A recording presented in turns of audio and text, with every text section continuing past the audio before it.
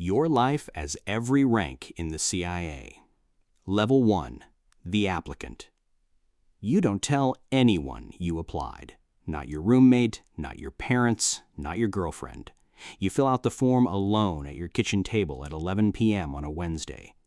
The application is longer than anything you've ever completed. Longer than your college applications. Longer than your graduate school essays. They want your entire life. Every address you've lived at since birth, every foreign national you've ever had a relationship with, every country you've ever visited, every drug you've ever tried, every financial account you've ever opened. You answer everything honestly. You've heard they already know that the honest answer and the correct answer are the same answer, that they will find the truth, and the only question is whether you volunteered it. You submit. You wait. 3 months pass. You almost forget you applied. You take a job at a consulting firm. You show up. You do the work. You tell yourself, this is fine. This is a good life. Plenty of people live this life and are perfectly happy. Then the letter comes. They want to meet. You drive to a building that looks like nothing. No signage, no obvious security from the street. You go inside and everything changes. Metal detectors, escorts, rooms with no windows, a man who looks at you the way no one has ever looked at you before, like he can see through the conversation directly into your intentions. He asks you why you want to serve your country. You give the answer you prepared. He nods slowly. He asks it again. Different words, same question. He wants the real answer, not the rehearsed one, not the one you practiced in the mirror. You give him the real one. The room is quiet for a long time. He writes something down. You don't get to see what. You drive home not knowing if that went well or terribly, and that uncertainty sits in your chest for 6 weeks before the next letter arrives. You've been selected for processing. You read it 3 times. You still don't tell anyone. Level 2. The Trainee. The polygraph takes 4 hours. You sit in a small room in a building you were driven to with the windows covered. You don't know what city you're in. A man attaches sensors to your chest, your fingers, your arm. He explains in a calm, flat voice that the machine doesn't detect lies. It detects physiological responses, elevated heart rate, changes in respiration, increased perspiration. He says this like it should make you less nervous. It doesn't. He asks about your finances, your relationships, your loyalties, whether you've ever shared classified information with a foreign national, whether you've ever been approached by a foreign intelligence service, whether you've ever considered working against the interests of the United States. You answer no to all of them. He goes back. He asks again from a different angle, the same questions wearing different clothes. He's looking for inconsistency, not just between your answers and the truth, between your answers and your body. You pass. The background investigation takes 8 months. They interview your college professors, your high school teachers, your neighbors from 3 addresses ago. A man knocks on your childhood best friend's door on a Saturday morning and asks questions about you.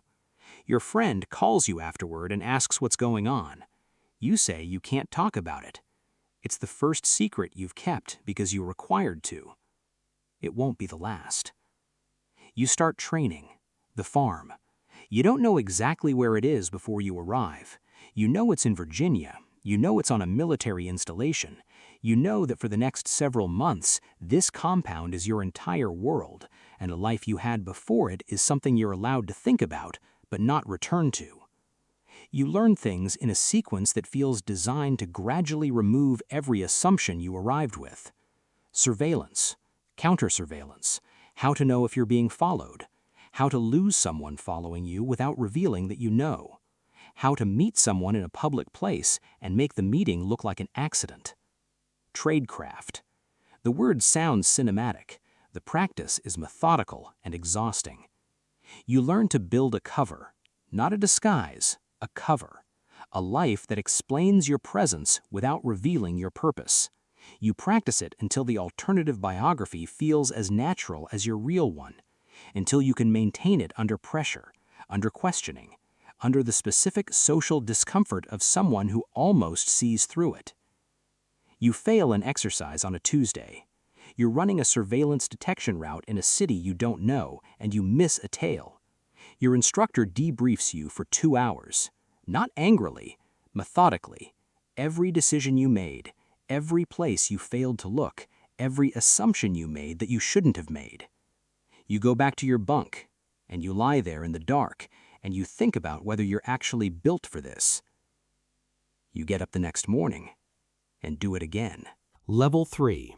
The Case Officer. Your first posting is a city you can't name in a country you can't name to a person reading this. You have a cover, an official cover. You work out of the embassy under diplomatic status. To the outside world, you are a mid-level State Department officer with a specific portfolio of responsibilities that explain your presence and your movements and your meetings. None of that is what you actually do. What you actually do is identify, assess, develop, and recruit foreign nationals who have access to information your government needs. That's the job distilled to its bones. Find people. Build relationships with them. Convince them to betray their country, their colleagues, or their organization and share what they know with you. The word for this is recruitment. It sounds clean. It isn't clean. Your first developmental target is a mid-level official in a foreign ministry. You meet him at a reception. You spend 6 months building the relationship. You learn about his family, his ambitions, the things that frustrate him about his job, the financial pressures he carries quietly. You become someone he trusts, someone he looks forward to seeing, someone whose company makes him feel understood. All of that is real. The friendship is real. You genuinely like him, and you are also using every element of it. You make the pitch on a Thursday evening at a restaurant you've been to together many times. You read the moment carefully. You've been reading toward it for months.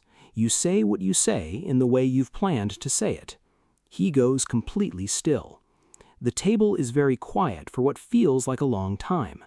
Then he says yes. You walk back to your apartment that night and you feel something that you don't have a clean name for. Not pride, not guilt, something that contains elements of both and belongs to neither. You file the contact report. You go to sleep. You wake up and do it again. Level 4. The Senior Case Officer. You've been in this career for 9 years. You've served in 4 countries. You've recruited 11 sources. 3 of them produced intelligence that was included in the President's daily brief. You've made decisions in rooms with no air conditioning, in cities where your name on a list would mean your death.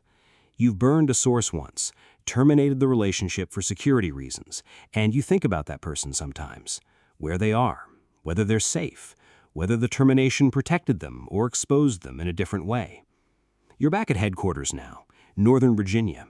You drive to work in traffic. You have a badge and a parking spot and a desk in a building full of people doing the same quiet, invisible work that keeps a country informed about the threats it faces. Your work now is different from the field. You manage cases you don't run. You view intelligence from sources you've never met. You write assessments. You attend meetings. You brief superiors. You are no longer the one in the restaurant on the Thursday evening. You are the one who reads the contact report afterward. You miss the field. You don't say that out loud.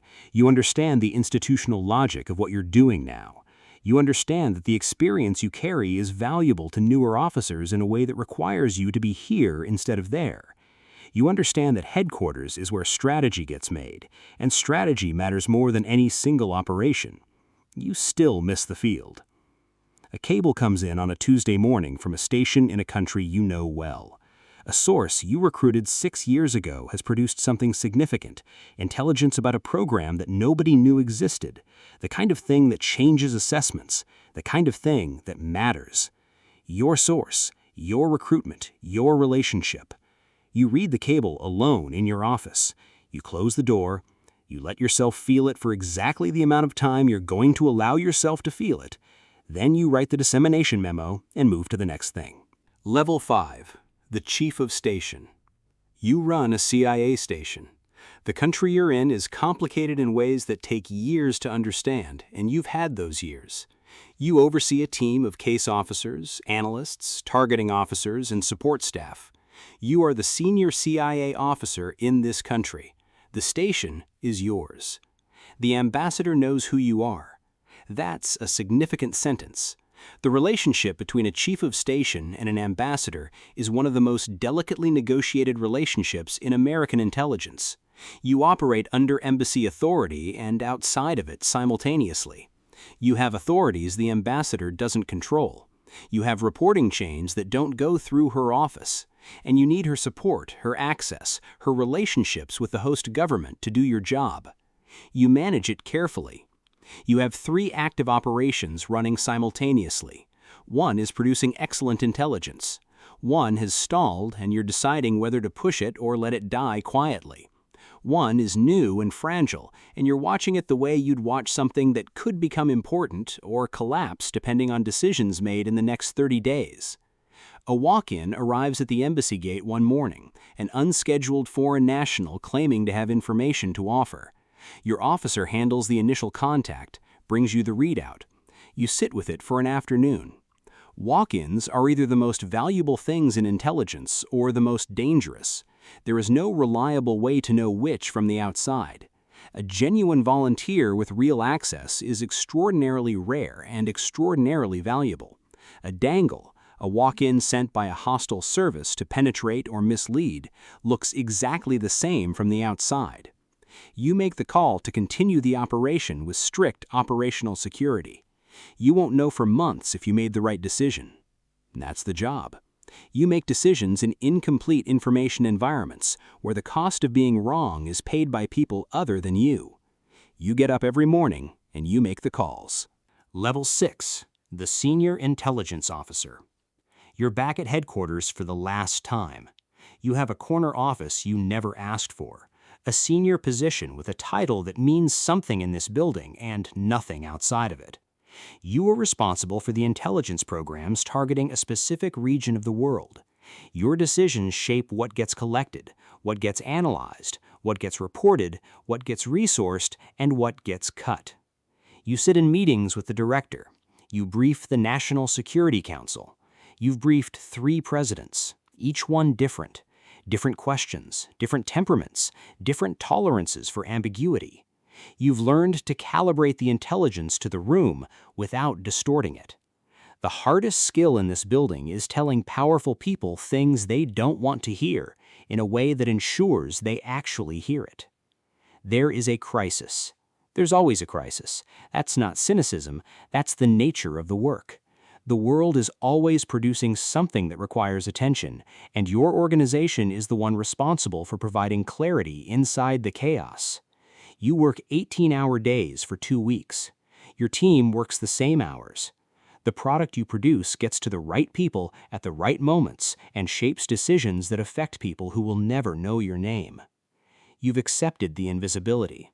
It took years, but the invisibility is the point. The people on the airplane who land safely don't need to know who made that possible. The diplomat who walks out of a negotiation with leverage she didn't know she had doesn't need to know where it came from. The decision made in the Situation Room that averted something that would have made the news doesn't need a byline. The work is the reward. That's what you believe now.